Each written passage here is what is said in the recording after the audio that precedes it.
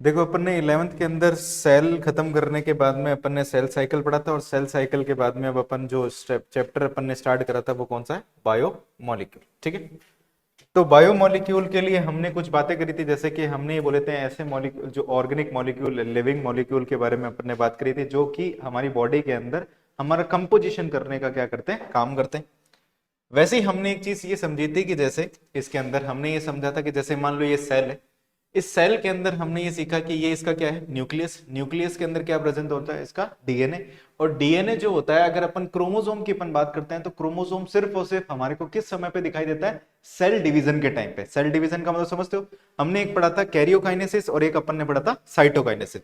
तो कैरियोकाइनेसिस वाला जो फेज होता है उसमें ही क्रोमोसोम हमारे को दिखाई देते हैं, और खास करके किसमें? अपने पास में अगर मेटाफेज, एनाफेज और प्रोफेज के समय पे अपने पास में क्रोमोसोम हमारे को विजिबल होना स्टार्ट होता है।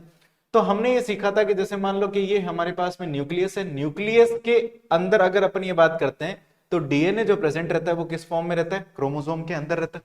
तो क्रोमोसोम को देखा तो हमारे को उसके अंदर क्या मिला? डीएनए। डीएनए की फुल फॉर्म की अगर अपन बात करते हैं तो उसको अपन क्या बोलते हैं? D oxy ribo nucleic acid बोलते हैं। ठीक है, ये चीज होते हैं। अब डीऑक्सी राइबो न्यूक्लिक एसिड, अगर हमने इसके ये चेक किया था कि इसका मोनोमर कौन होता है? मोनोमर का मतलब होता है इसकी एक इकाई, यानी डीएनए को बनाने वाला कोई ना कोई तो एक सिंगल मॉलिक्यूल होगा। ठीक है, तो इसकी सिंगल यूनिट को देखा गया तो वो मिला हमारे को कि वो कौन से होते हैं? न्यूक्लियोटाइड होते हैं। और न्यूक्लियोटाइड किससे बने हुए होते हैं? अगर न्यूक्लियोटाइड की अपन बात करते हैं तो न्यूक्लियोसाइड और फॉस्फोरस। फॉस्फोरस यहाँ पे क्या होता है? फॉस्फोरिक एसिड के फॉर्म में क्या होता है? प्रेजेंट होता है H3PO4 के फॉर्म में। और न्यूक्लियोसाइड को जब देखा गया तो न्यूक्लियोसाइड जो होते हैं वो दो पार्टिकल से या फिर दो चीजों से मिलकर के बनाते हैं, शुगर और कौन सी? न्यूक्लिय नाइट्रोजनस बेसिस। अगर डीएनए की अगर अपन बात करते हैं तो डीएनए के अंदर जो शुगर होती है, जैसे कि अगर अपन बात करें डीएनए की अगर अपन बात करें तो उसमें जो शुगर होती है उसको अपन बोलते हैं डी ऑक्सी राइबो शुगर होती है। ठीक है, डी ऑक्सी राइबो शुगर। और अगर अपन आरएनए की अगर अपन बात करें तो आरएनए के अंदर क्या होती है? सिंपल जो क्या होती है इसके अंदर? राइबोस शुगर होती है। ये हम पढ़ेंगे अभी, सही जब अपन कार्बोहाइड्रेट पढ़ेंगे तो वहां पे मैं आपको सिखाऊंगा कि डी ऑक्सी राइबो शुगर और ऑक्सी राइबो शुगर में क्या डिफरेंस होता है, वो सारे स्ट्रक्चर। ठीक है। देन हमने इसके सेल मेम्ब्रेन को देखा। सेल मेम्ब्रेन को देखने के बाद में हमने सेल मेम्ब्रेन का सीख रखा है किससे बना होता है? लिपिड और प्रोटीन से। ठीक है, जिसमें लिपिड क्या होता है? बाइलेयर की फॉर्म में होता है, और फॉस्फोलिपिड होते हैं ज्यादातर। अगर मेन कॉन्स्टिट्यूएंट की अगर अपन बात करें फॉस्फोलिपिड, तो लिपिड जो होता है, अगर अपन ये बात करें फॉस्फोलिपिड की बात करें तो फैटी एसिड और ग्लिसरॉल मॉलिक्यूल से क्या होते हैं? मिलकर के बने हुए होते हैं। तो फैटी एसिड और ग्लिसरॉल मॉलिक्यूल मिलकर के क्या बनाएंगे? लिपिड का क्या करेंगे? फॉर्मेशन। प्रोटीन की अगर अपन बात करते हैं तो ऐसे अमीनो एसिड की क्या होती है? चेन होती है। अच्छा, आप मेरे को ये बताओ कि अपनी बॉडी के अंदर या फिर पूरे के पूरे amino acid, total number of amino acid कितने होते हैं? 20 होते हैं। तो उसमें से अगर अपन ये बात करें बेसिक सी, अगर आपके लेवल तक की बात करें तो उसमें 10 क्या होते हैं? एसेंशियल, और 10 क्या होते हैं? Non essential. ये चीज भी अपन सीखेंगे। तो प्रोटीन की बात समझ में आई आपको? प्रोटीन क्या चीज होते हैं। फिर हमने ये देखा इसकी सेल वॉल को देखा। अगर प्लांट सेल है तो सेल वॉल प्रेजेंट होगी, और सेल वॉल का कंपोनेंट कौन होता है? सेल्यूलोज। और सेल्यूलोज का एक यूनिट कौन होता है? सेल्यूलोज को बनाने वाला होता है ग्लूकोज। ग्लूकोज एक तरीके का क्या है? कार्बोहाइड्रेट, यानी ग्लूकोज मिल मिल करके क्या बनाता है? सेल्यूलोज का फॉर्म। यानी हम ये देखते हैं कि फर्स्ट लेवल जो होता है ये सारे के सारे क्या है? बायोमोलिक्यूल्स है। जैसे कि अगर अपन ये बात करें न्यूक्लियोटाइड की, अगर अपन बात करते हैं, प्रोटीन की बात करते हैं, लिपिड की अपन बात करते हैं, और ग्लूकोज की अपन बात करते हैं, ये एक मॉलिक्यूल्स है, लिविंग मॉलिक्यूल्स है, जो कि क्या करते हैं? इनका फॉर्मेशन, इनके फॉर्मेशन से क्या बनता है? पूरी की पूरी सेल बनती है, और सेल से मिलकर के क्या बनते हैं? टिश्यू, और टिश्यू से मिलकर के क्या बनता है? ऑर्गन, ऑर्गन से मिलकर के ऑर्गन सिस्टम, और ऑर्गन सिस्टम से पूरा का पूरा ऑर्गेनिज्म का फॉर्मेशन होता है। यानी हर सेल के अंदर कुछ ना कुछ एक ऐसा होता है जो उसका मोनोमेरिक यूनिट होता है, वो कंपोज कर करके क्या बनाता है? एक पॉलीमेरिक यूनिट बनाता है। उस पॉलीमेरिक यूनिट का मेन काम क्या होता है? एक सेल को डेवलप करना, और बहुत सारी सेल मिलकर के क्या बनाती है? टिश्यू का फॉर्मेशन करती है। ये चीज अपन ने देखी। अब इसके अंदर हमने ये देखा था कि यहां पे अगर अपन ये बात करें कि जैसे कि अगर अपन ये बात करते हैं किसी भी सेल के अंदर, टिश्यू के अंदर, और किसी भी ऑर्गेनिज्म के अंदर जितने भी ऑर्गेनिक मॉलिक्यूल जो होते हैं, ऑर्गेनिक कंपाउंड जो होते हैं, उन सबको अपन क्या बोलते हैं? बायो मॉलिक्यूल बोलते हैं। तो बायो मॉलिक्यूल से ये चीज हमारे को समझ में आता है, ज्यादातर क्या होते हैं? वो सभी के सभी जो ऑर्गेनिक मॉलिक्यूल है जो सेल, टिश्यू, ऑर्गेनिज्म में प्रेजेंट है, उसको अपन क्या बोलते हैं? बायो मॉलिक्यूल बोलते हैं। अब मान लो कि हमने सीखने के लिए क्या करा कि जैसे मान लो कि एक ऑर्गेनिज्म है, ऑर्गेनिज्म की अगर अपन बात करें तो ये एक ह्यूमन या फिर अपन बोलते हैं एनिमल, मान लो ये अपने पास में प्लांट स्पीसीज। तो पूरे के पूरे ऑर्गेनिज्म को देखा गया तो इसके अंदर बहुत सारे सिस्टम पाए जाते हैं।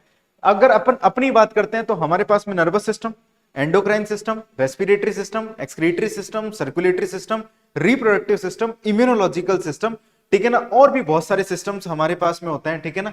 ये सिस्टम मिलकर के एक पूरे के पूरे ऑर्गेनिज्म का फॉर्मेशन। अब सिस्टम को जब देखा गया तो इन सिस्टम को बनाने वाला जो था वो कौन था, एक टिश्यू था। यानी जो ग्रुप ऑफ टिश्यू जो थे एक ही तरीके के काम कर रहे थे, उन्होंने वो सिस्टम का काम किया। फिर ये देखा गया कि इस टिश्यू को बनाने वाला कौन था, सेल था। और सेल के अंदर पाए जाने वाले कौन से ऑर्गेनल होते हैं, जैसे अगर मान लो कि हम ये बात करें कि हम कार्डियक वेस्कुलर सिस्टम की बात करते हैं। अब कार्डियक सिस्टम की अगर अपन बात करें तो हमारे हार्ट का काम क्या होता है, 24 घंटे 365 दिन, और जब तक आपकी लाइफ चलेगी तब तक पंप करना। अब उसको एनर्जी कौन देता है, एनर्जी के लिए कौन सा ऑर्गेनल जरूरी होती है, माइटोकॉन्ड्रिया। तो हमने ये देखा कि किसी के अंदर माइटोकॉन्ड्रिया का नंबर ज्यादा है, किसी के अंदर माइटोकॉन्ड्रिया का नंबर कम है, तो ऑर्गेनल का नंबर। और ऑर्गेनल के अंदर देखा गया तो बहुत सारे मॉलिक्यूल्स पाए जाते हैं, और मॉलिक्यूल्स जो होते हैं वो किससे मिलकर के बने हुए होते हैं, एटम से मिलकर। तो सबसे स्मॉलेस्ट यूनिट है, इसलिए तो हम वो बोलते हैं किसी भी जो भी ऑर्गेनिज्म होता है या फिर किसी भी पार्टिकल की सबसे स्मॉलेस्ट यूनिट कौन होती है, एटम होती है, ठीक है। देन हमने ये चीज देखा था कि जैसे मान लो ये अर्थ है, और अर्थ के बाहर जितने भी जो भी अपने मान लो कि लिविंग ऑर्गेनिज्म जहां पे भी रहते हैं उस पोर्शन को अपन क्या बोलते हैं, बायोस्फीयर बोलते हैं, ठीक है। अब ये जो होता है कि जैसे कि अर्थ की अगर अपन बात करते हैं तो एक अपने पास में अर्थ के अंदर कुछ अपने पास में थिकनेस की क्या होती है, लेयर होती है करीब करीब 30 किलोमीटर के आसपास में, उसको अपन बोलते हैं अर्थ क्रस्ट। तो जब हमने क्या करा कि एनिमल टिश्यू को चेक किया, प्लांट टिश्यू को चेक किया, और माइक्रोब्स के पेस्ट को बनाया, माइक्रोबियल, जिसको अपन क्या बोलते हैं, माइक्रोबियल पेस्ट बोलते हैं, ठीक है, माइक्रोबियल पेस्ट, माइक्रोबियल पेस्ट को चेक किया। तो इस पेस्ट को जब अपन ने सेपरेट कर करके इसके अंदर अपन ने एनालिसिस किया तो हमने देखा कि इसके अंदर कुछ पार्टिकल मिलते हैं जैसे कि कार्बन, हाइड्रोजन, ऑक्सीजन, नाइट्रोजन। तो हमने ये देखा कि जो लिविंग टिश्यू जो होता है, यानी ये लिविंग टिश्यू जो है उसके अंदर हमारे को कार्बन का और हाइड्रोजन का जो कंसंट्रेशन जो होता है, हाइड्रोजन का जो परसेंटेज जो होता है वो अपने को मिलता है ज्यादा। पिछली बार अपन ने लो लिख दिया था तो ये ध्यान रखना। और यहां पे अर्थ क्रस्ट के अंदर जो कार्बन और हाइड्रोजन जो है वो कंपैरेटिवली क्या होते हैं, अगर अपन ये बात करते हैं, लो होते हैं। इतनी बात समझ में आई? तो एक यहां से अपने पास में एक निष्कर्ष निकल करके आता है। तो जब हमने क्या करा, ये बात पूछी गई कि भाई जितने भी अपने पास में ऑर्गेनिज्म होते हैं वो सेम तरीके के एलिमेंट से, कंपाउंड से मिलकर के बने हुए। अब सेम अमाउंट का मतलब, सेम एलिमेंट का मतलब क्या होता है, जब हमने एनालिसिस किया लिविंग को और नॉन लिविंग को, जब अपन ने एनालिसिस किया नॉन लिविंग के लिए हमने क्या लिया, अर्थ का क्रस्ट लिया, और सेम ही केमिकल जो होते हैं वो आपके लिविंग के अंदर भी क्या होते हैं, पाए जाते हैं। यानी एक कहावत होती है कि जो इंसान होता है, यानी जो भी है, हम मिट्टी से बने हुए, मिट्टी के तो बन रखे। यानी अगर अपन अपनी धरती की मिट्टी को देखेंगे और हमको देखेंगे तो कंपोजिशन जो होगा वो लगभग अपन बोलते हैं सिमिलर आता है, परसेंटेज वेरी कर सकता है, ठीक है। जैसे कि लिविंग ऑर्गेनिज्म को एनालिसिस करते हैं तो उसके अंदर मिलता है कार्बन, हाइड्रोजन, ऑक्सीजन, नाइट्रोजन मिलता है, ये सब ऑब्टेन्ड होता है। लेकिन हमने ये बात करी कि जो अपने पास में अर्थ क्रस्ट जो होता है उसके अंदर कार्बन, हाइड्रोजन का परसेंटेज जो होता है वो कम होता है लिविंग टिश्यू के कंपैरिजन के अंदर। अब सवाल ये आता है कि हम कैसे एनालिसिस करेंगे, हाउ टू एनालिसिस, ठीक है ना, जो अपन किस तरीके से क्या करते हैं, एनालिसिस करते हैं। तो हेडिंग लगाओ अब इसके अंदर आप, ठीक है, हेडिंग लगाओ, how to analyse chemical composition, ठीक है। अब एक आपको मैं मेथड बता रहा हूं, उसको अच्छी तरीके से समझना, हाउ टू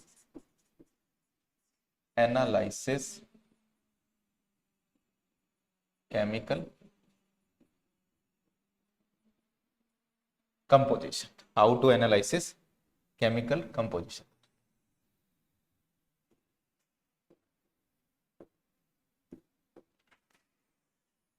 ठीक है, ये चीज है। अब कैसे एनालिसिस करते हैं उसको देखो।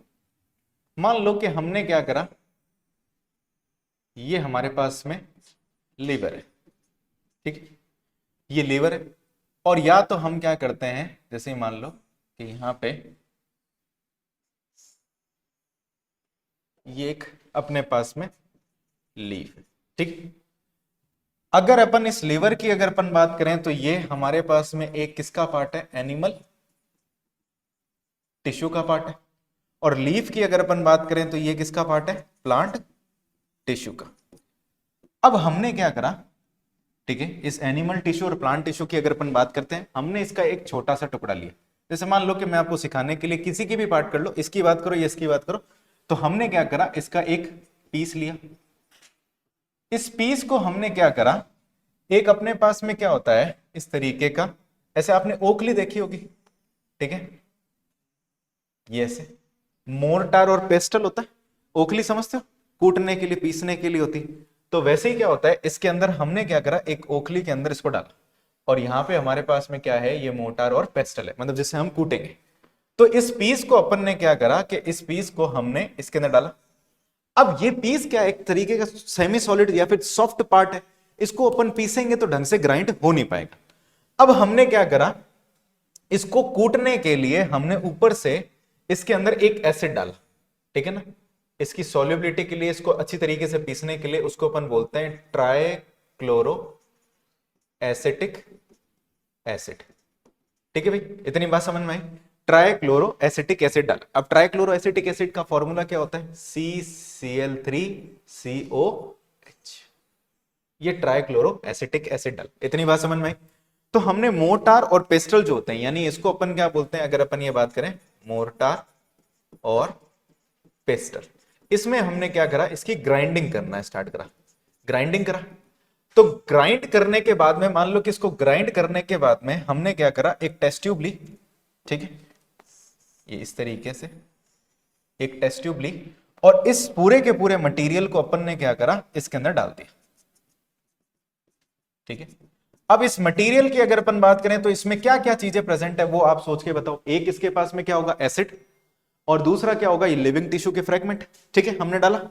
अब इसको अपन क्या करते हैं कि जो अपने पास में चीज क्लॉथ जो होता है, इसको अपन क्या करते हैं, इसे छानते हैं। तो छानने के लिए अगर अपन बात करें, मान लो कि हमने एक ऐसा कंटेनर लिया, ठीक है, इसके ऊपर हमने क्या करा, एक ऐसे क्लॉथ लाइक स्ट्रक्चर लगाया।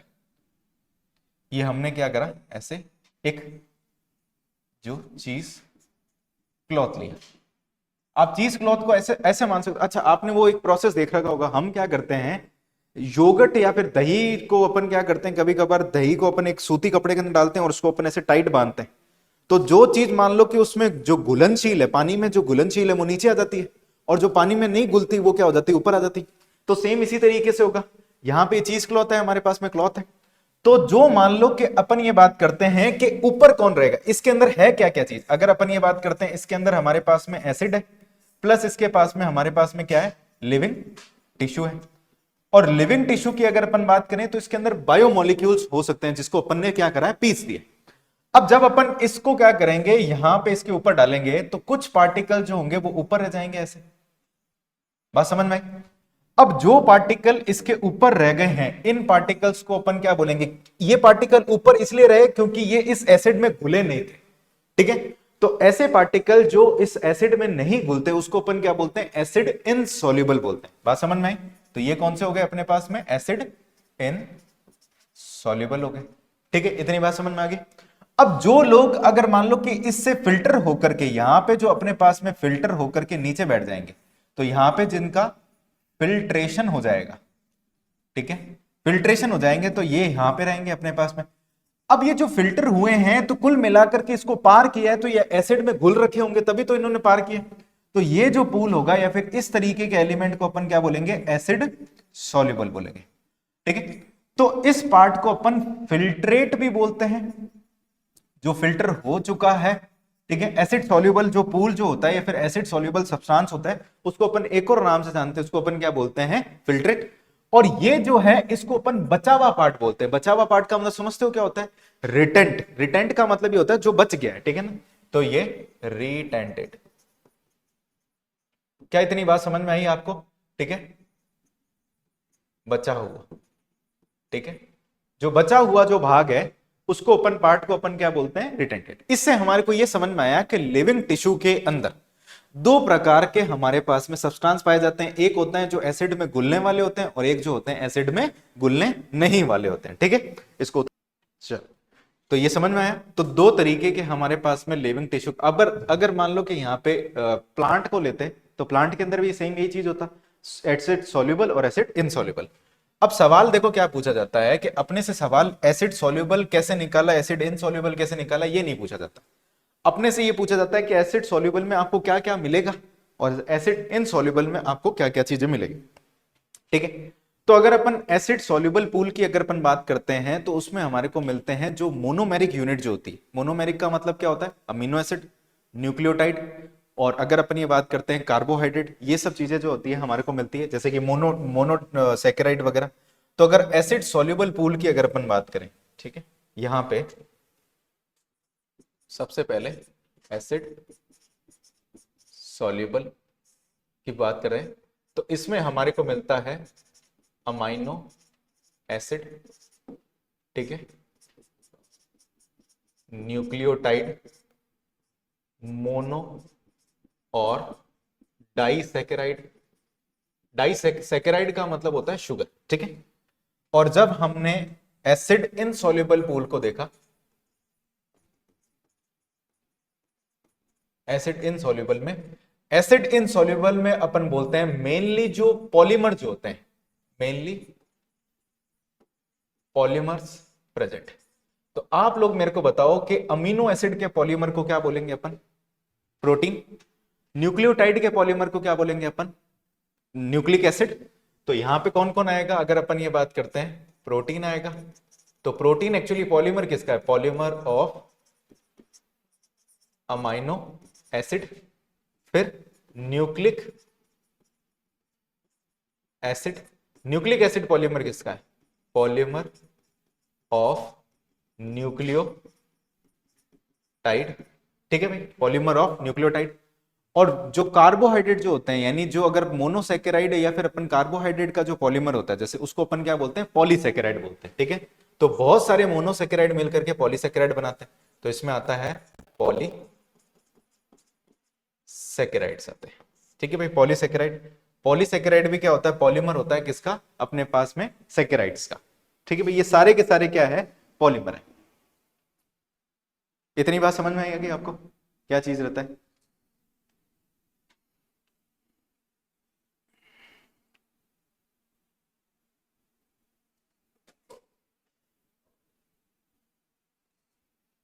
चले, चलो अब एक चीज और सिखा देता हूं मैं आपको। जब अपन एसिड सॉल्युबल पूल को देखते हैं तो एसिड सॉल्युबल पूल के अंदर जो ये एलिमेंट होते हैं, इनका जब अपन ने क्या करा? मॉलिक्यूलर वेट निकाला, तो इनका जो मॉलिक्यूलर वेट जो आता है वो आपके 1000 डाल्टन से कम होना चाहिए। क्या होना चाहिए? कि ऐसे मॉलिक्यूल जिनका 1000 डाल्टन से कम मॉलिक्यूलर वेट होता है वो किस में आपके जाते हैं? Acid soluble. तो यहां पे आप ये ध्यान रखना, इंपॉर्टेंट क्या है कि इनका जो मॉलिक्यूलर वेट जो होता है वो कितना होना चाहिए? लेस देन 1000 डाल्टन, ठीक है, 1000 डाल्टन। और एसिड इनसॉल्युबल के अंदर अगर अपन बात करें तो इसका मॉलिक्यूलर वेट जो होता है वो कितना होना चाहिए? More than 1000 Dalton. हालांकि इन सब का वेट जो होता है 1000 डाल्टन नहीं होता, इनका वेट तो 10,000 डाल्टन के आसपास में होता है। लेकिन हम क्या बात करें? एक कैटेगराइजेशन कर दिया, अगर कम है तो किस कहां पे डाल देंगे अपन इसको? एसिड सॉल्युबल के अंदर। और अगर नहीं है, मतलब उससे ज्यादा वेट है, तो अपन किस में डाल देंगे उसको? एसिड इनसॉल्युबल के अंदर। अब ऐसे मॉलिक्यूल जिसका वेट जो है 1000 डाल्टन से ज्यादा है या सॉरी कम है, उस तरीके के मॉलिक्यूल को, ऐसे मॉलिक्यूल को या फिर ऐसे बायोमॉलिक्यूल को अपन क्या बोलते हैं? माइक्रो मॉलिक्यूल, ठीक है, माइक्रो मॉलिक्यूलर बोलते हैं। या फिर अपन ये भी बात कर सकते हैं, ऐसे मॉलिक्यूल को अपन क्या बोलते हैं? माइक्रो। माइक्रो का मतलब क्या होता है? छोटे मॉलिक्यूल। और ऐसे मॉलिक्यूल जिसका 1000 किलो डाल्टन से या फिर 1000 डाल्टन से ज्यादा वेट है तो उसको अपन क्या बोलेंगे? ऐसे मॉलिक्यूल को अपन क्या बोलेंगे? Macro molecule. तो अब सवाल सुनो, सवाल ऐसा पूछा गया कि मैक्रोमोलिक्यूलर मॉलिक्यूल्स आर पॉलीमर। इतनी बात समझ में आई? मैक्रोमोलिक्यूल्स जो होते हैं ज्यादातर क्या होते हैं हमारे पास में? पॉलीमर होते हैं। और माइक्रोमोलिक्यूल्स क्या होते हैं? ज्यादातर हमारे पास में मोनोमर्स होते हैं। तो जितने भी अपने पास में क्या होते हैं? पॉलीमरिक सब्सटेंस जो होते हैं वो किस में आते हैं अपने पास में? एसिड इनसॉल्युबल में। तो एक नोट लगा करके पॉइंट लिख लेना यहाँ पे, ठीक है, ये बहुत इंपॉर्टेंट है, क्वेश्चन सॉल्व करने के लिए आपको मिलेगा, ठीक है ना। ऑल पॉलीमेरिक सब्सटेंस या फिर all polymers are included in acid insoluble pool. अब ये पूल इसलिए बोला है क्योंकि यहां पे बहुत सारे मॉलिक्यूल होंगे, सिर्फ और सिर्फ ऐसा थोड़ी ना होगा जब एसिड इनसॉल्युबल को डाला वहां पे प्रोटीन ही मिला हमारे को, हमने सेल को तोड़ा ना, टिश्यू को तोड़ा, तो टिश्यू के अंदर से तो हमारे को प्रोटीन भी मिलेगा, न्यूक्लिक एसिड भी मिलेगा, पॉलीसेकेराइड भी मिलेगा। तो जब बहुत सारी चीजें एक ही जगह पे प्रेजेंट है उसको अपन क्या बोलते हैं, पूल बोलते हैं। तो ये जो होते हैं लगभग सभी के सभी पॉलीमर्स कहां पे मिलते हैं अपने को, एसिड सॉल्युबल। तो ये जो है हमारे पास में ये सभी के सभी क्या है, ये ऑल आर पॉलीमर, ये सभी के सभी क्या है, पॉलीमर। लेकिन एक चीज अपन बात करते हैं कि यहां पे एक इंपॉर्टेंट कंसेप्ट अपन को समझना है। कंसेप्ट ये है कि हम लिपिड की जब अपन बात करते हैं, ठीक है, तो लिपिड को जब अपन देखते हैं, आपने देखा होगा जब एक तेल की बूंद या फिर घी की जो अपने पास में बूंद होती है पानी के ऊपर डालो, पानी के अंदर घुलती नहीं, तो हम ये बोलते हैं लिपिड जो होता है, अगर अपन ये बात करते हैं कि जो अपन बोलते हैं इनसॉल्युबल होता है। तो इनसॉल्युबल होने की वजह से इसको रखना कहां पे चाहिए अपने पास में, एसिड इनसॉल्युबल। लेकिन ये लिपिड जो होता है, अपन ये बात करते हैं कि यहां पे अगर अपन ये बात करते हैं कि इनसॉल्युबल है बट, ठीक है, बट इसका जो मॉलिक्यूलर वेट जो होता है, ठीक है, मॉलिक्यूलर वेट जो होता है वो लेस देन 1000 डाल्टन होता है, ठीक है। पहली चीज तो ये 1000 डाल्टन होता है, और दूसरी चीज अगर अपन ये बात करें कि 1000 डाल्टन के साथ साथ में लिपिड जो होता है वो हमारे पास में एक सिंगल मॉलिक्यूल के फॉर्म में प्रेजेंट होता है, सिंगल मॉलिक्यूल की फॉर्म में प्रेजेंट होता है। सिंगल मॉलिक्यूल का मतलब कैसे, जैसे कि अगर अपन ये बात करें कि ये हमारे पास में एक सेल है, ठीक है, अब इस सेल को जब अपन ऑब्जर्व करते हैं तो इसकी सेल के मेम्ब्रेन के अंदर हमारे को ऐसे हमारे को लिपिड मॉलिक्यूल मिलते हैं बाई लेयर की फॉर्म में, ठीक है। अब जब अपन इसको क्या करते हैं, सेपरेट करते हैं, यानी लिपिड को जब अपन सेपरेट करते हैं, तो लिपिड को ये सेल के अंदर से इस लिपिड को सेपरेट करने के बाद में ये क्या करता है, एक ऐसे वेसिकल की फॉर्म बना लेता है। और ये वेसिकल की फॉर्म जो होती है ये क्या होती है, इस एसिड के अंदर घुलती नहीं है। तो वेसिकल समझ के एक बबल की तरह फॉर्म बना लिया, अब ये बबल क्या करता रहेगा, तैरता रहेगा ना, उसमें घुलेगा, लेकिन ये खुद कैसा होता है, एक सिंगल मॉलिक्यूल की तरह फॉर्म में रहता है। ये एक मॉलिक्यूल जो है उसको अपन क्या बोलते हैं, लिपिड ही तो बोलते हैं। तो ऐसे बहुत सारे लिपिड मिल करके ही तो क्या बनाते हैं, लिपिड बाइलेयर, और पूरी की पूरी प्लाज्मा मेम्ब्रेन का फॉर्मेशन करते हैं। इसको भी लिख लो,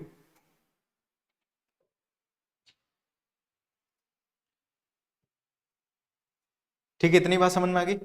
तो इसके अंदर हमारे पास में एक और ऐड हो जाएगा, उसको अपन क्या बोलेंगे, एक तो आयन साइड हो जाएंगे, और साथ में अपन ये बात करें लिपिड भी। इंपॉर्टेंट लगा लेना, लिपिड से क्वेश्चन आता है, ठीक है ना, लिपिड से क्वेश्चन पूछा जाता है कि लिपिड किसके अंदर इंक्लूडेड रहते हैं। तो लिपिड का ध्यान रखना कि लिपिड रहते हैं अपने पास में किसके अंदर, माइक्रो मॉलिक्यूल के अंदर।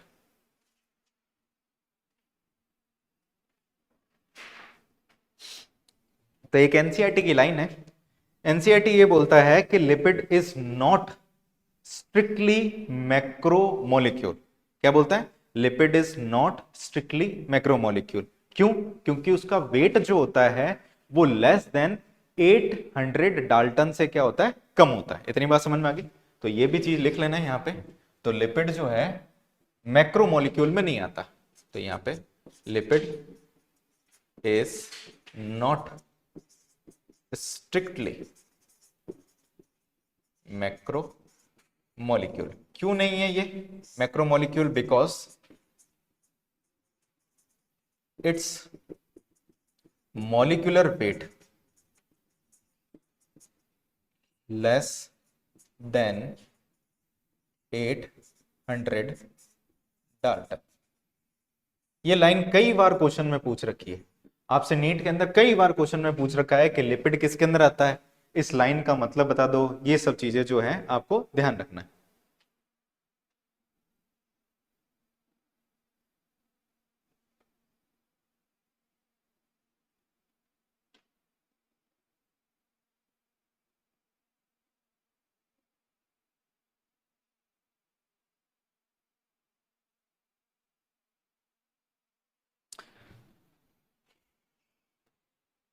ठीक है, इतनी बात समझ में आ गई। तो लिपिड की अगर अपन ये बात करते हैं तो लिपिड जो होता है पूरा का पूरा एक तरीके से मैक्रोमोलिक्यूल नहीं है। क्यों? क्योंकि वो उस एसिड के अंदर घुलता नहीं है। और दूसरी चीज, वो उसका वेट क्या होता है, 800 डाल्टन से क्या होता है, कम होता है। इसलिए इसको अपन क्या करते हैं, मैक्रोमोलिक्यूल की कैटेगरी में ना रख करके हम इसको कहां पे रख देते हैं, माइक्रोमोलिक्यूल के अंदर। तो इसलिए इसको अपन ये बोलते हैं स्ट्रिक्टली मैक्रोमोलिक्यूल नहीं है। इतनी बात पल्ले पड़ी। और दूसरी चीज ये कि जब सेल को क्रश करते हैं तो क्रश करने के बाद में ये लिपिड जो होता है ये क्या करता है, वेसिकल की फॉर्म बना लेता है। इस सेल को क्रश करने के बाद में ये लिपिड जो होता है आपस में क्या बना लेता है, पाउच की फॉर्म बना लेता है, जिसकी वजह से वो घुल नहीं पाता। तो हमने अभी तक क्या क्या सीख लिया, सीख लिया ये कि भाई एसिड सॉल्युबल, एसिड इनसॉल्युबल होता है। तो ये सारी की सारी जो चीजें होती हैं ये अपने पास में, अपने को यहां से ये पता चल जाता है कि बायोमोलिक्यूल भी दो प्रकार के होते हैं। एक होते हैं जिनका वेट जो होता है 8, मतलब जो 1000 डाल्टन से कम हो उसको अपन क्या बोलते हैं, माइक्रो। और 1000 डाल्टन के ज्यादा हो तो उसको अपन क्या बोलते हैं, मैक्रोमोलिक्यूल। इतनी बात पल्ले पड़ी आपको। चलें आगे। चलो अब अपन इसके अंदर बात करते हैं कि एक आपके एनसीईआरटी में एक टेबल दे रखी है जिसके अंदर लिविंग जो आपके सेल है उसका कंपोजिशन लिख रखा है, उसकी अपन थोड़ी बहुत बात करते हैं। टेबल में आपको एनसीईआरटी की दिखा दूंगा, पहले आप ये चीज देखें। तो अगर अपन ये बात करें कि किसी भी लिविंग कंपोनेंट के अंदर हमारे पास में कुछ अपने पास में क्या होते हैं, हमारे पास में एलिमेंट होते हैं। जैसे कि हमने ये बात करी कि अपन ने जब सेल पढ़ा था तो सेल के अंदर सबसे मैक्सिमम अमाउंट के अंदर क्या चीज प्रेजेंट होता है, साइटोप्लाज्म। साइटोप्लाज्म, साइटोप्लाज्म के अंदर क्या होता है, ज्यादातर क्या होता है, पानी होता है। तो यानी हमारी बॉडी में ज्यादातर क्या चीज है, किसी भी सेल के अंदर पानी है। तो पानी जो होता है अपनी सेल के अंदर सबसे ज्यादा अबंडेंट अमाउंट के अंदर क्या होता है, पाया जाता है। तो अगर अपन ये बात करें किसका कितना अबंडेंस है उसके हिसाब से बात करते हैं, तो अबंडेंस इन सेल, सेल के अंदर अबंडेंस की अपन बात करते हैं। तो ये टेबल इंपॉर्टेंट भी, सबसे पहला इसके अंदर आता है हमारे पास में वाटर। ठीक है, तो पानी जो होता है, पानी का जो परसेंटेज होता है वो कितना होता है, 70 से लेकर के 90% के आसपास में हमारे पास में क्या मिलता है, हमारे को पानी मिलता है। ठीक है, पानी के बाद में हमारे पास में जो नेक्स्ट एलिमेंट आता है वो आता है हमारे पास में प्रोटीन। प्रोटीन की अगर अपन ये बात करें तो प्रोटीन हमारी बॉडी के अंदर 10 से 15% के आसपास में मिलता है, 10 से 15%। ठीक है, प्रोटीन के बाद में अगर अपन ये बात करते हैं तो प्रोटीन के बाद में आता है हमारे पास में न्यूक्लिक एसिड। ठीक है, न्यूक्लिक एसिड। और न्यूक्लिक एसिड के परसेंटेज की अगर अपन बात करें तो उसका परसेंटेज होता है 5 से लेकर के 7% के आसपास में। ठीक है, ये 5 to 7%। देन इसके बाद में हमारे पास में जो नेक्स्ट एलिमेंट आता है उसको अपन बोलते हैं कार्बोहाइड्रेट। ठीक है भाई, कार्बोहाइड्रेट। और कार्बोहाइड्रेट का जो परसेंटेज होता है वो 3% के आसपास में होता है। देन इसके बाद में हमारे पास में आता है लिपिड्स। ठीक है, लिपिड की अगर अपन बात करें तो वो तीनों लिपिड हो गए, फॉस्फोलिपिड, ग्लाइकोलिपिड और कोलेस्ट्रॉल हो गए। इसका जो परसेंटेज होता है वो अपने पास में आता है 2% के आसपास में। और उसके बाद में सबसे लास्ट में आते हैं आयन, वो होते हैं 1%। अब एक चीज ये सीखो यहां पे, अगर अपन ये बात करते हैं पानी जो होता है वो हमारे पास में किस किस तरीके का एलिमेंट है, इनऑर्गेनिक है। इनऑर्गेनिक कंपाउंड या फिर इनऑर्गेनिक कंपाउंड मान लो इसको। और प्रोटीन और बाकी जो एलिमेंट है वो क्या है हमारे पास में, ऑर्गेनिक है। ये सारे के सारे हमारे पास में ऑर्गेनिक कंपाउंड है। ठीक है, अब अगर आपसे ये पूछे कि भाई सवाल के अंदर ये पूछे कौन सा ऐसा ऑर्गेनिक कंपाउंड है जो सेल में सबसे ज्यादा पाया जाता है, तो वो कौन सा हो गया, आंसर क्या जाएगा इसका, प्रोटीन। और ऐसा कौन सा इनऑर्गेनिक कंपाउंड है जो सेल के अंदर सबसे ज्यादा पाया जाता है, वाटर। और अगर आपसे ये पूछे सेल के अंदर सबसे ज्यादा कौन सा पाया जाता है, वो कौन होगा, पानी। अगर कुछ नहीं बोले तो सबसे ज्यादा क्या मानना है आपको, पानी। अगर वो ऑर्गेनिक कंपाउंड बोले तो क्या मानना है आपको, प्रोटीन। और अगर मान लो कि वो ऑर्गेनिक इनऑर्गेनिक कंपाउंड के स्पेशली पूछे तो आप पानी देना। ठीक है, तो मैं यहां पे लिख भी देता हूं, अगर अपन ये बात करें मैक्सिमम ऑर्गेनिक कंपाउंड कौन सा पाया जाता है उसकी अपन बात करें तो वो होता है हमारे पास में प्रोटीन। और मैक्सिमम अमाउंट के अंदर कौन सा पाया जाता है, मैक्सिमम सिर्फ और सिर्फ मैक्सिमम अमाउंट पूछे तो वो कौन होता है अपने पास में, वाटर। ये अबंडेंस ऑफ सेल है। ठीक है ना, अबंडेंस ऑफ सेल यानी सेल के अंदर कौन सी कितनी चीज हमारे पास में पाई जाती है उसके बारे में ये रेशियो दे रखा है।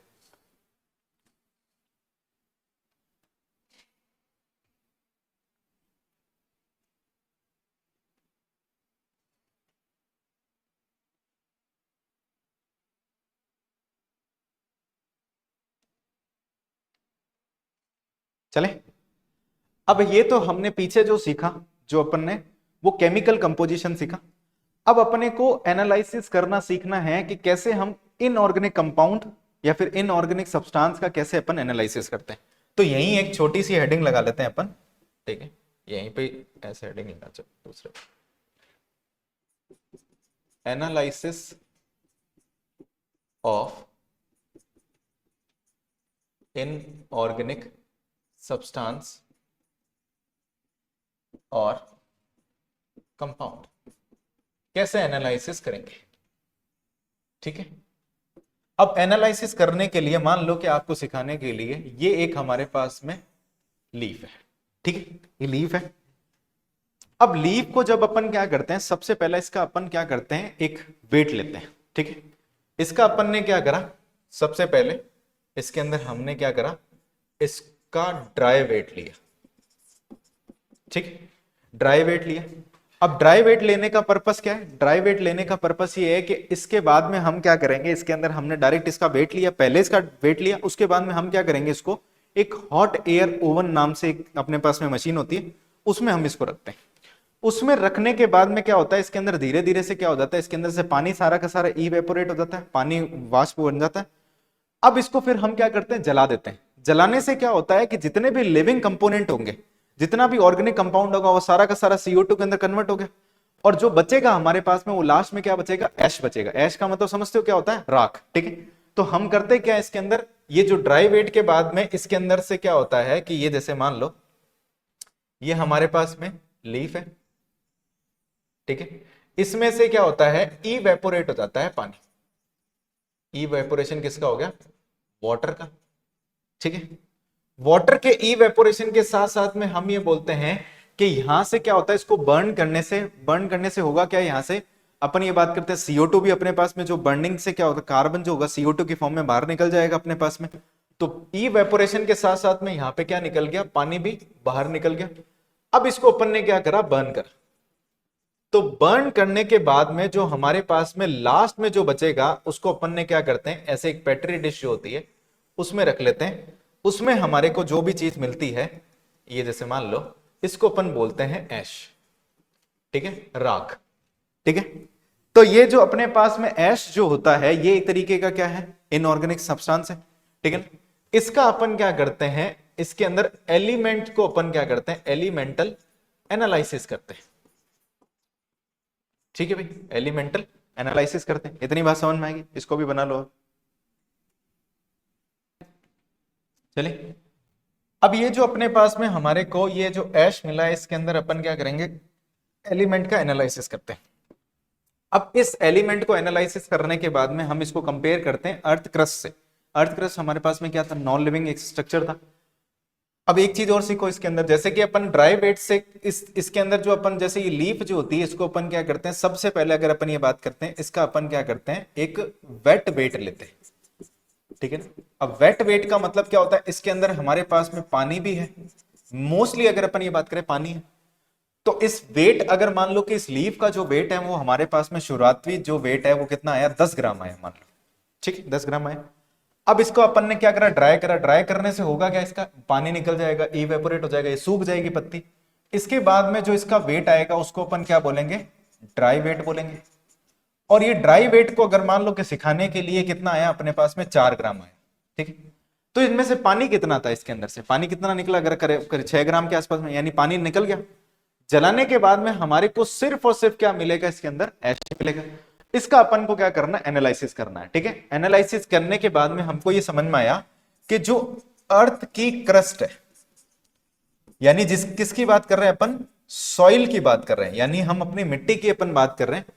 अर्थ क्रस्ट जो है वो, उसके अंदर कंपोजिशन जो है सेम कंपोजिशन पाया जाता है, किसके किसके हिसाब से, सिमिलर कंपोजिशन लिविंग टिश्यू के अंदर, ठीक है ना। तो सेम एस लिविंग टिश्यू, ठीक है, लिविंग टिश्यू। लेकिन यहां पे अपन बात करते हैं परसेंटेज क्या करता है, वेरी करता है। परसेंटेज क्या करता है, यहां पे वेरी करता है। तो एक अपने एनसीईआरटी में टेबल बना रखी है, तो उस टेबल के अंदर जब अपन देखते हैं, टेबल के अंदर अपने पास में, टेबल की अगर अपन बात करते हैं, तो अर्थ क्रस्ट के अंदर मैक्सिमम जो होता है, उस टेबल के अंदर अर्थ क्रस्ट के अंदर जो मैक्सिमम होता है वो होता है ऑक्सीजन, और ऑक्सीजन की जो वैल्यू होती है वो होती है 46.6, ठीक है। और जब अपन क्या करते हैं मिनिमम देखते हैं, तो मिनिमम जो होता है, अगर सॉइल की अगर मिनिमम की बात करें तो मिनिमम उसके अंदर पाया जाता है नाइट्रोजन। तो आपने तभी सुना होगा कि मिट्टी के अंदर नाइट्रोजन की कमी होती है, इसलिए अपन क्या करते हैं यूरिया को छिड़कते हैं, ताकि नाइट्रोजन कंटेंट क्या होता है उसका इंक्रीज, और उसकी मतलब उपजाऊता जो होती है वो क्या होती है, इंक्रीज होती है। तो अगर अपन अर्थ क्रस्ट की अगर अपन बात करें, तो मैं यहां पे लिख देता हूं, इंपॉर्टेंट चीज है, इसको ध्यान रखना। अर्थ क्रस्ट की अगर अपन बात करते हैं, इसके अंदर हमारे पास में मैक्सिमम पाया जाता है हमारे पास में ऑक्सीजन, ठीक है, कितना 46.6। और अगर मिनिमम की अगर अपन बात करें, वो पाया जाता है इसके अंदर नाइट्रोजन, ना के बराबर होता है। इसलिए हम क्या करते हैं, जो मिट्टी जो होती है उसके अंदर नाइट्रोजन फिक्सेशन को बढ़ाने के लिए, फिर उपजाऊता को बढ़ाने के लिए उसके अंदर क्या करते हैं अपन, नाइट्रोजन को मिक्स करते हैं, ठीक है। अब जब अपन ने लिविंग टिश्यू के अंदर देखते हैं, तो लिविंग टिश्यू के अंदर भी क्या होता है कि अपने पास में मैक्सिमम जो होता है वो पाया जाता है ऑक्सीजन। लेकिन इसके अंदर ऑक्सीजन का जो परसेंटेज होता है वो होता है करीब करीब 65% के आसपास में, ठीक है ना। ऑक्सीजन का कितना होता है, 65%, 65%। और इसमें मिनिमम की अगर अपन बात करें, तो लिविंग टिश्यू के अंदर मिनिमम पाया जाता है हमारे पास में सिलिकन, ठीक है। सिलिकन जो होता है एक तरीके से सबसे ज्यादा अपने पास में मिनिमम होता है, सिलिकन जो होता है मिनिमम ना के बराबर होता है। तो अगर आपसे ये क्वेश्चन पूछे, क्वेश्चन ये पूछे कि अर्थ क्रस्ट के अंदर सबसे ज्यादा मैक्सिमम कौन है, वो कौन है, ऑक्सीजन। सबसे मिनिमम कौन है, नाइट्रोजन। और लिविंग टिश्यू के अंदर सबसे मैक्सिमम कौन है, ऑक्सीजन। और सबसे मिनिमम कौन है, सिलिकन। लेकिन अगर आपसे कंपेयर करके पूछा जाता है कि ऑक्सीजन का परसेंटेज किस में ज्यादा होता है, अर्थ क्रस्ट में या लिविंग टिश्यू में, तो लिविंग टिश्यू में, ठीक है ना। ये चीज आपको क्या करना है, ध्यान रखना है। ये मैंने एक जगह का लिखा है और ये जगह, अभी मैं आपको टेबल भी दिखा दूंगा कि किस तरीके से होता है। अब आपको साथ में और क्या ध्यान रखना है, इसके अंदर लिविंग टिश्यू के अंदर 4 कंपोनेंट और कार्बन, हाइड्रोजन, ऑक्सीजन और नाइट्रोजन। इस लिविंग टिश्यू के अंदर आपको सी, एच, ओ और एन के बारे में ध्यान रखना है। अगर कार्बन की अगर अपन बात करते हैं, तो लिविंग टिश्यू में कार्बन का परसेंटेज होता है 9.5% के आसपास में, ठीक है। अब देखो क्या है कि जो एनसीईआरटी आप पढ़ते हो, तो वहां पे आपके इस पूरी की पूरी टेबल के अंदर जब आप एनसीईआरटी पढ़ोगे तो वहां पे 0.5 लिख रखा है।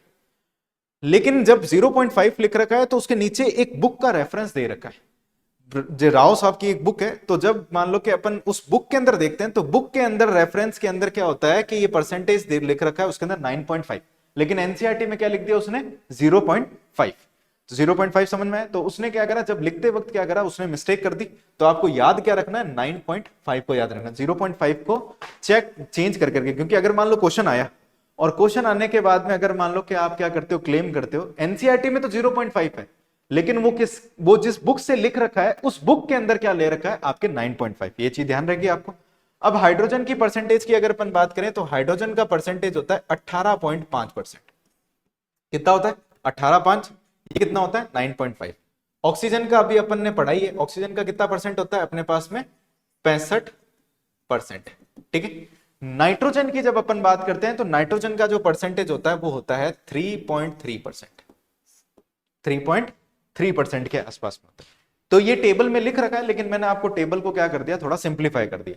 कार्बन का कितना, 9.5, ठीक है। उसके बाद में अपने पास में अगर अपन ये बात करें तो 18.5, ऑक्सीजन का कितना होता है 65, और नाइट्रोजन का ये चीज। अब इसका ऑर्डर अगर आपसे पूछे, तो सबसे ज्यादा क्या हो गया अपने पास में, ऑक्सीजन। फिर क्या हुआ हमारे पास में, हाइड्रोजन। फिर हमारे पास में कार्बन, और उसके बाद में नाइट्रोजन, ठीक है ना। तो याद रखने का तरीका होता है OCN, ठीक है ना। सीएन का मतलब आप साइनाइड से भी याद रख सकते हो, OCN, ठीक है ना। अपन करते हैं ना ओ, ठीक है, वैसे याद रखना है आपको OCN, ठीक है ना। OCN से याद रख सकते हो इसको, याद रखने का तरीका ऑर्डर का OCN। क्या इतनी बात समझ में आ गई आपको, क्या चीज रहता है आपके, इतनी बात पहले। तो ये हमारे पास में दोनों तरीके के टेस्ट आ गए। एक अपन ने क्या कर लिया, केमिकल कंपोजिशन भी पढ़ लिया, और साथ में अपन ने इनऑर्गेनिक सब्सटेंस कैसे चेक करते हैं। अब मैं आपको एनसीईआरटी में जो टेबल दे रखी है उसको भी साथ साथ में करा देता हूं, ताकि अपनी एनसीईआरटी भी क्लियर हो जाएगी, ठीक है।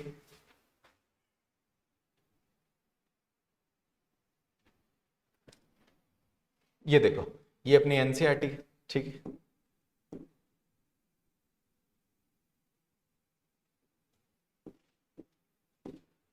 अब देखो पहले पेज पे क्या दे रखा है इसके अंदर, जैसे कि अगर अपन ये बात करते हैं तो बायोमोलिक्यूल के अंदर क्या लिख रखा है, ये बोलता है कि जब अपन डाइवर्सिटी को देखते हैं लिविंग ऑर्गेनिज्म की जो कि अपने बायोस्फीयर में प्रेजेंट है, यानी हम बायोस्फीयर में अपने को क्या मिलेगा, अपने को लिविंग, अपने पास में डाइवर्सिटी मिलेगी। तो सबसे पहला क्वेश्चन ये अराइज होता है कि अपने माइंड में ये आता है कि जितने भी अपने पास में लिविंग ऑर्गेनिज्म जो बन रखे हैं वो सेम केमिकल से बन रखे हैं, जैसे कि एलिमेंट और कंपाउंड से। यानी जितने भी अपने पास में प्लांट और एनिमल की बात करते हैं, जितने भी लिविंग ऑर्गेनिज्म है क्या वो सेम केमिकल से बन रखे हैं। दूसरा, फिर जब अपन क्या करते हैं कि ये जो बेसिकली अपन क्या करते हैं, इसको चेक करने का तरीका जो होता है केमिस्ट्री के बेसिस पे होगा। तो हम क्या करते हैं, जब केमिस्ट्री पढ़ते हैं तो उसमें हम एलिमेंटल एनालिसिस नाम का एक चीज पढ़ते हैं, ठीक है। एलिमेंटल एनालिसिस समझ गए। तो एलिमेंट का एनालिसिस जब अपन पढ़ते हैं, ठीक है, एलिमेंट का जब एनालिसिस पढ़ते हैं उससे हमारे को यह पता चलता है कि हाँ यहाँ पे कौन सा एलिमेंट कितना परसेंट है। तो हम क्या करते हैं, सबसे पहले जो अपन परफॉर्म करते हैं इसके अंदर एनालिसिस प्लांट टिश्यू और एनिमल टिश्यू और माइक्रोबियल पेस्ट, याद है अपन ने माइक्रोबियल पेस्ट पढ़ा। तो उससे हमारे को एक लिस्ट ऑफ एनिमल एलिमेंट मिलता है, जैसे कि कार्बन, हाइड्रोजन, ऑक्सीजन और कुछ दूसरे एलिमेंट, यानी नाइट्रोजन भी आप मान सकते हो। तो देयर रेस्पेक्टिव अपन इसका क्या करते हैं, पर यूनिट मास को अपन चेक करते हैं, per unit mass of living tissue, यानी हमने जितना लिया है उस यूनिट मास के अंदर हमने चेक किया कि कितना लिविंग टिश्यू। सेम एनालिसिस हमने क्या करा कि परफॉर्म करा पीस ऑफ अर्थ क्रस्ट, यानी हमने सॉइल, मिट्टी के अंदर परफॉर्म करा। तो मिट्टी के अंदर जब परफॉर्म करते हैं तो हमारे को वहां पे क्या मिलता है, नॉन लिविंग मैटर मिलता है, जो कि बिल्कुल सिमिलर लिस्ट आती है लिविंग मैटर के अकॉर्डिंग, ठीक है। लेकिन यहां पे डिफरेंस जो होता है, तो what are the difference between the two list, इन दो लिस्ट के अंदर डिफरेंस क्या है। तो एनिमल, जब अपन ने लिविंग के अंदर लिस्ट बनाई और एक अपन ने नॉन लिविंग के अंदर लिस्ट बनाई, तो दोनों के अंदर डिफरेंस क्या आता है, ठीक है।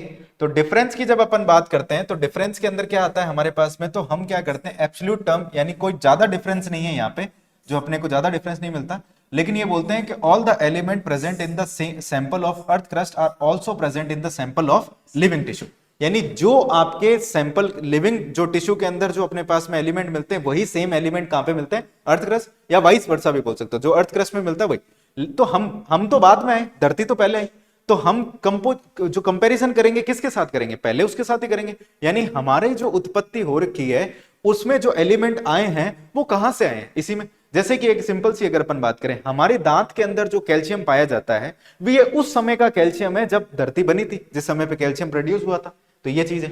तो क्लोजर एग्जामिनेशन से अपने को यहाँ पे क्या हुआ, एक relative abundance of carbon and hydrogen with respect to the other element is higher than in living organism in crust, अपन ने ये पढ़ लिया। तो कार्बन और हाइड्रोजन का जो परसेंटेज होता है वो अपने लिविंग ऑर्गेनिज्म में ज्यादा होता है अर्थ क्रस्ट के कंपैरिजन में। तो ये चीज सबसे पहला क्वेश्चन आपसे यही पूछेगा, ठीक है ना, कि लिस्ट के अंदर क्या चीज मिलता है क्या नहीं मिलता। फिर आगे अपन बात करें यहाँ पे, ये क्या पे? दो। चलो,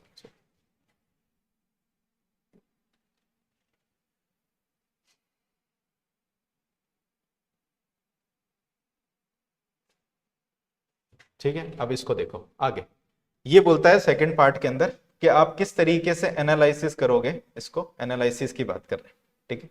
अब देखो ये बोलता है how to analysis the chemical composition, जो अपन एनालिसिस करना चाहते हैं।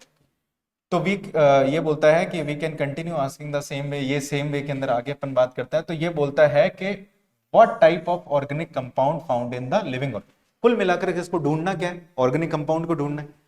तो ये क्या करता है, एक कुछ आंसर पाने के लिए, तो इसको एक आंसर मिलता है कैसे, केमिकल एनालिसिस के बेसिस पे। तो ये क्या परफॉर्म करता है कि अगर आपको ऑर्गेनिक कंपाउंड को ढूंढना है तो आप कैसे क्या चीज परफॉर्म करोगे, केमिकल एनालिसिस। तो कैसे करते हैं कि एक इसने लिविंग टिश्यू लिया, मान लो इसने एक वेजिटेबल ले लिया और पीस ऑफ लीवर ले लिया, इसको ग्राइंड किस में किया, इसने ट्राइक्लोरो एसिटिक एसिड के अंदर, जिसका फॉर्मूला ये ध्यान रखना। और क्या यूज किया इसने, मोर्टार और पेस्टल, वही ओकली और वो चीज यूज किया। और इसने क्या बनाया, एक थिक स्लरी बना ली। थिक स्लरी का मतलब होता है पेस्ट। जब अपन क्या करते हैं पानी को, और आपने देखा होगा अपन क्या करते हैं, मान लो तुलसी का पत्ता, उसके अंदर पानी डाल करके आप कूटते जाओगे तो उसके अंदर एक थिक पेस्ट जैसा बन जाएगा, अपने पास में गाढ़ा पेस्ट बन जाएगा। तो जब इसने क्या करा कि इसको स्ट्रेन करा, स्ट्रेन का मतलब उसमें डाला और इसको ऐसे निचोड़ा, स्ट्रेन करा चीज क्लॉथ के अंदर या फिर कॉटन के अंदर, तो इसको क्या मिला, उसके अंदर दो फ्रैक्शन मिले। दो फ्रैक्शन का मतलब दो अमाउंट मिला, एक जो उसके ऊपर पड़ा था और एक जो नीचे फिल्टर हो गया था। तो वन को इसने क्या बोला, फिल्ट्रेट, जो कि मोर टेक्निकली कहा जाता है, और अगर अपन ये बात करें जिसको अपन क्या बोलते हैं एसिड सोल्यूबल पूल बोलते हैं, और जो सेकंड जो मिला जिसको अपन बोलते हैं रिटेंटेंट, जो कि जिसको अपन क्या बोल सकते हैं एसिड इनसॉल्युबल फ्रैक्शन बोलते हैं। तो साइंटिस्ट ने क्या करा, जो अपने बहुत सारे थाउजेंड्स ऑफ अपने पास में क्या मिले ऑर्गेनिक कंपाउंड मिले जो कि एसिड सॉल्युबल पूल में पाए जाते हैं।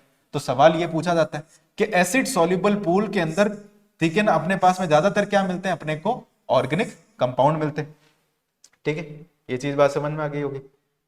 अब ये टेबल है जो अपन बात कर रहे हैं कि अर्थ क्रस्ट के अंदर देखी जाती है। ठीक है, अब इस टेबल को कंपैरिजन करते हैं कि जो दो अपन ने बात करी थी ना लिविंग टिश्यू और उसके अंदर, अभी देखो हाइड्रोजन का परसेंटेज कितना दे रखा है अपने पास में, अगर अपन ये बात करें 9.5, 2 मिनट रुकना, यहां पे सही कर रखा है क्या, उल्टा लिख दिया क्या अपन ने वहां पे, हाइड्रोजन का कितना अच्छा उल्टा लिख दिया यहाँ पे जी। इसका होता है अपने पास में, ये है अपने पास में कितना 9.5 और ये 18.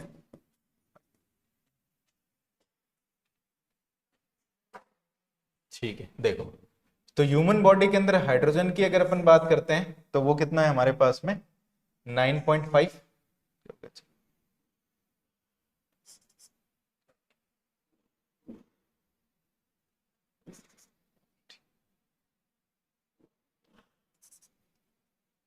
ठीक है, ये देखो तो इसका हाइड्रोजन की परसेंटेज की अगर अपन बात करें तो इसमें कितना होता है हमारे पास में 9.5, और कार्बन की अगर अपन बात करें तो वो कितना होता है अपने पास में 18.5।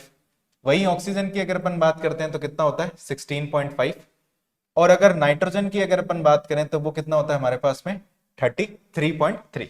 ठीक है, तो ये चीज अपन ने देख लिया।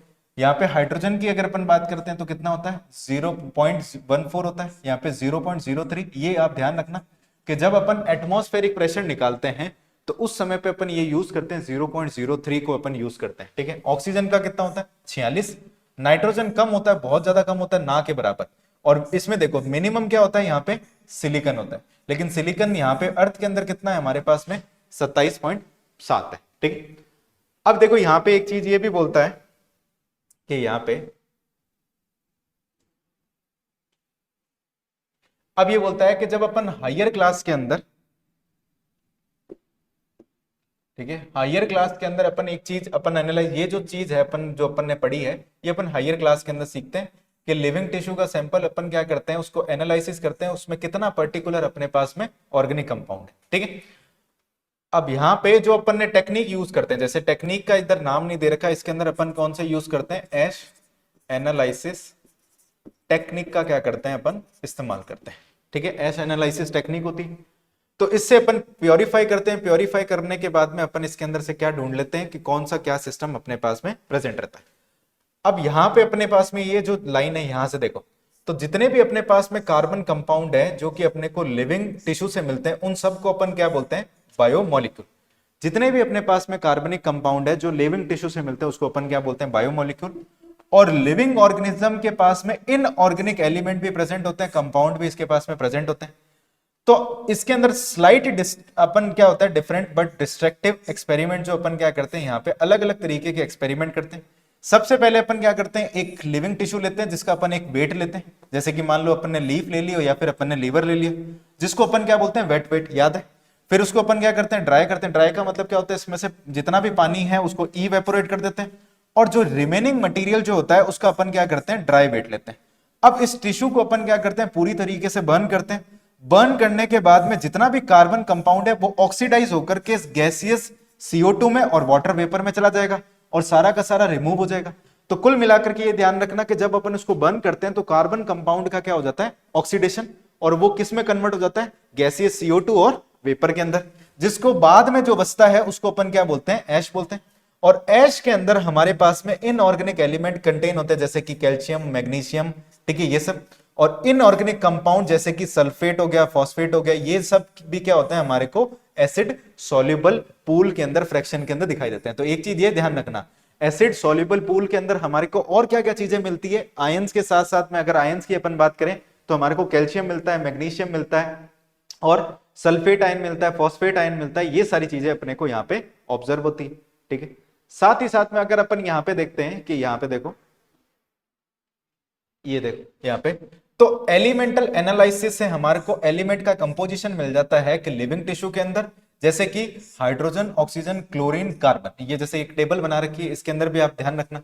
तो अपने को यहाँ पे एक आइडिया लग जाता है कि किस तरीके के ऑर्गेनिक और इनऑर्गेनिक कॉन्स्टिट्यूएंट से मिलकर के हमारी सेल या हमारी बॉडी मिलकर के बन रखी है, जो कि अपने लिविंग टिश्यू में प्रेजेंट है। तो इससे ये पता चलता है कि केमिस्ट्री के पॉइंट ऑफ व्यू से, ठीक है, केमिस्ट्री के पॉइंट ऑफ व्यू से हम आइडेंटिफाई कर सकते हैं फंक्शनल ग्रुप, लाइक एल्डिहाइड को आइडेंटिफाई कर लिया हमने, कीटोन को कर लिया, एरोमेटिक कंपाउंड को कर लिया।